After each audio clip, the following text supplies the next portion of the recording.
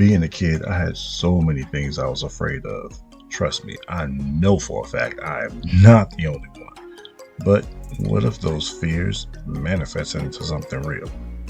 In this book, they do just that and then some.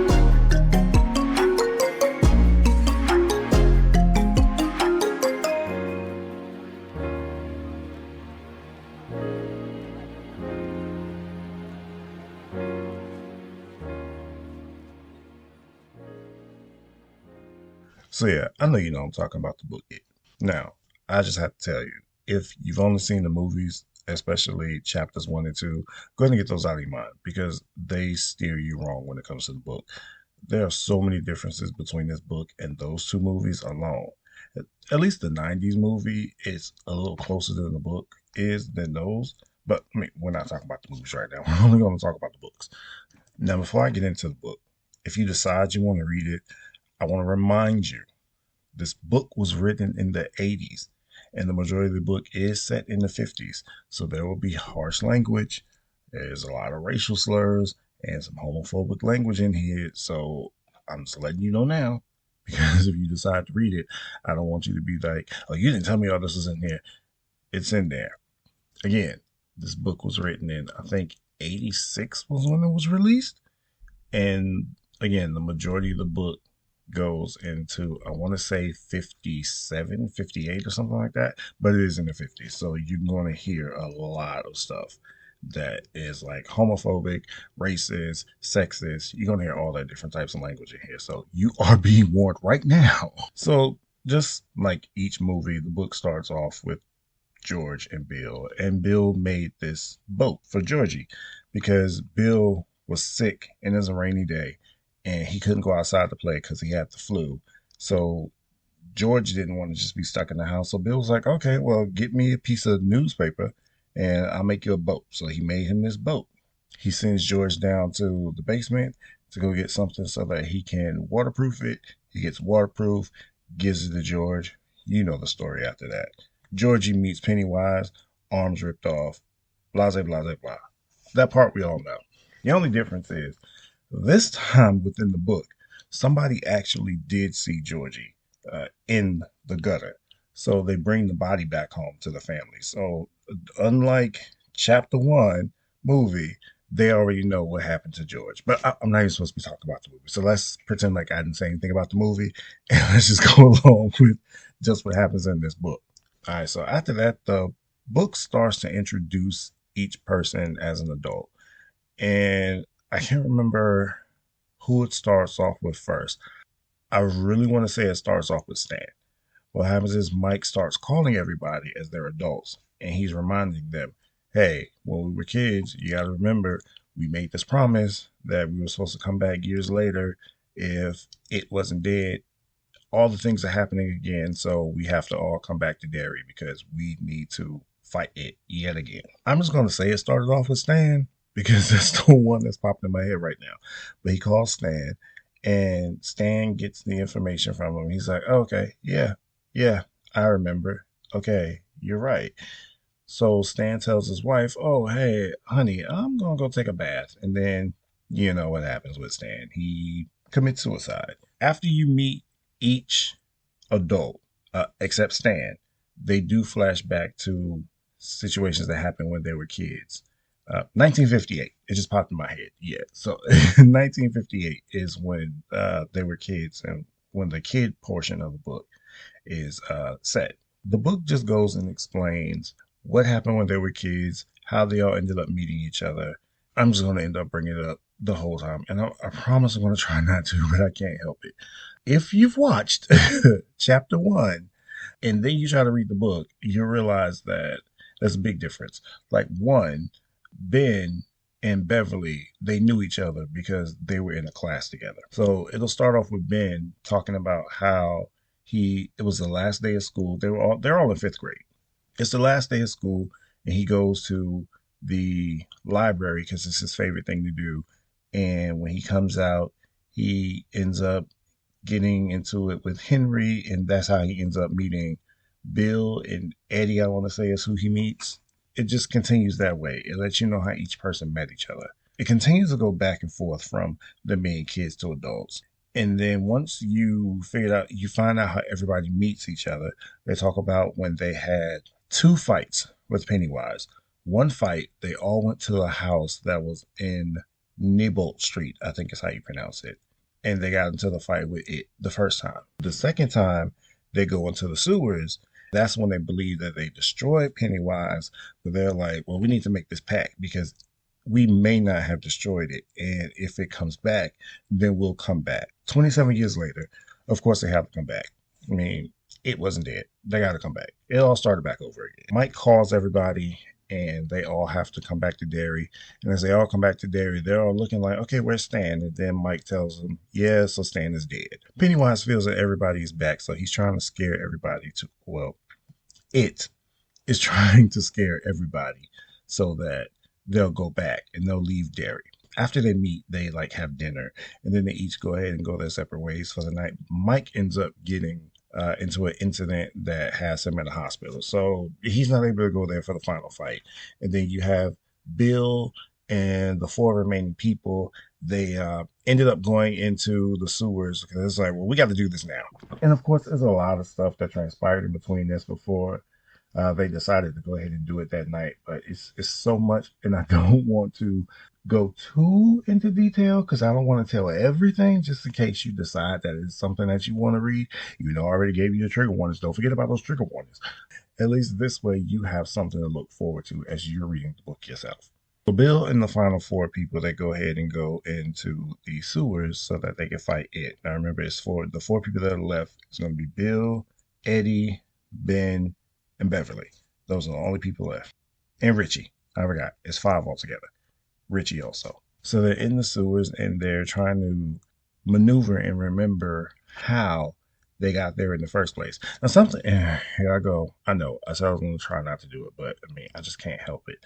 Something that the movie does not tell you about, and that's whether you watch the movie from the 90s or you watch chapter 1 and chapter 2. It doesn't explain that everybody had a role, and it's just a role that they all fell into. Like Bill's role, Bill was the leader. Mike's role, Mike knew the history of everything that was happening in Derry. Beverly was the sharpshooter. Ben was the builder. Stan, I don't really know what role you can say Stan had, and I really don't know what kind of role you can say Richie had. Eddie was he was their navigator. He can know where everything in Derry is. He didn't have to use a map. He just instinctively knew how to get around Derry. So when they go into the sewer the first time, they use Eddie to figure out where to go. When they go back into the sewer the second time, they use Eddie to figure out where to go. Because as they came back in Derry, they forgot a lot of stuff that was going on, like what happened to them as kids and their roles as kids. And as they came into Derry, everything slowly came back to them. So they started to slowly get into the roles that they've always had. So as they're down there trying to find it and have their final fight, Derry itself, the town itself is just crumbling. It's so many incidents that happen. That's also something they don't talk about in the movies. Yes, I know I said I wasn't going to talk about the movies, but like I said, I can't help it. Derry just starts to crumble. There's incidents that happens where some of the residents are dying. It's freak accidents with, there was one where a lot of the plumbing exploded, and that was tubs, sinks, showers, toilets, all this stuff was exploding. There was a thunderstorm and lightning was coming and people got electrocuted. And a lot of these crazy things end up happening like this while they're in this fight with it. So they get down to where it is and Bill goes and faces off Pennywise. And he's thinking just like before, he's able to go ahead and harm Pennywise and they can finally get the fight over. But when it happens this time, he's not as strong as he was as a kid. So that brings Richie to come in, and Richie comes in to help. He's able to help Bill with the fight, and they almost got Pennywise where they want to have Pennywise, but something happens to the both of them. So Eddie ends up coming in, and one thing that Eddie remembered from when they were kids was if you believed something, then it was to be true. So Eddie believed that his asthma medicine was like acid. So he did that, and when he sprayed the medicine on Pennywise felt like it really was acid, Pennywise ends up mortally wounding Eddie and killing Eddie. After Eddie gets killed, Beverly stays back with Eddie's body. And then Pennywise is trying to run away. But Bill, Richie, and Ben, they go chase it. And that's when you find out that Pennywise is actually, yes, Pennywise is an alien. And that's something that you do find out in the book, like how Pennywise came to Earth. But you find out Pennywise, the reason that Pennywise was doing everything was not just because Pennywise was just trying to devour the world.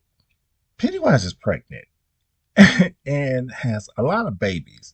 So Ben stays to try to fight the babies and kill all the babies, while Richie and Bill are running so they can have this final fight with Pennywise. So long story short, because we already knows what happens, they have the fight. Bill is able to this time destroy Pennywise, ripping out Pennywise's heart and finally killing Pennywise. So they now have to escape from where they are in the sewers. But they're like, well, Eddie is the one who knew where to go. So now that Eddie is dead, how are we going to find our way? But they're like, well, we can find our way. We just have to believe we'll find our way. So something I did kind of not mention, and I'm realizing I did not mention, is Bill and Beverly. They're both married. Bill's wife is kidnapped by Pennywise, and she's down there in the sewers, and she's like in this shocked, comatose state. Beverly's husband is dead from meeting Pennywise. Okay, so I got that out the way. So the group, which has called themselves the Losers, they are able to escape, and they're able to get out from under the sewer, and they find out that like a lot of area of Derry has been destroyed. So they've escaped the sewer. They have Bill's wife, and the rest of them just go their separate ways. They're like, okay, we finally killed it. Everything should be fine. We never have to worry about this all again. After all this, we need to stay in touch. But they already know that once they leave Derry, they're going to forget each other again. So they all go their separate ways. Bill ends up staying in Derry with his wife because she's in her comatose shock state. So he's like, well, I can't really take her anywhere. So Mike is like, all right, well, I'm still stuck in the hospital. So you can just take your wife and you all can just stay in my house until I come back out the hospital. So Bill stays at Mike's house until Mike is able to get out. I kid you not. The end of this book is Bill takes his wife on a bicycle ride on his bike that he named Silver when he was a kid. And she wakes up from her comatose state. I was like, oh, if I didn't see the movie from the 90s, I probably would have been mad at the ending because I was like, you got to be kidding me. This is a stupid ending. But because I've seen the movie from the 90s, I knew that happened. So it didn't like really do anything for me. But I kind of wish that the ending was a whole lot better than what it was in the book. I was just hoping that was just an ending from the movie. I didn't really expect that to be an ending from the book for real. Now, okay, I will admit, this book is a reread for me. Now, I remember reading the book years ago.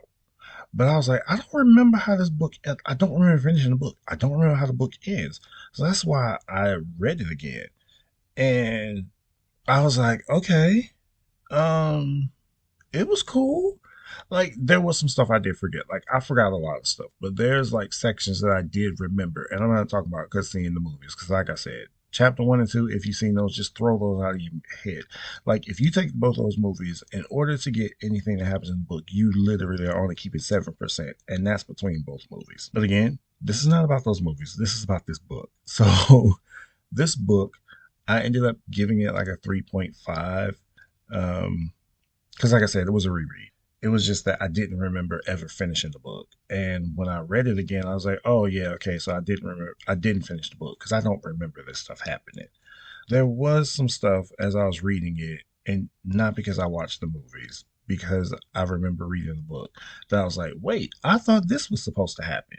And it took a long time for it to happen. I was like, okay, so yeah, well, I remember this happening. And as I'm reading it, it took a long time for that to happen. I was like, okay.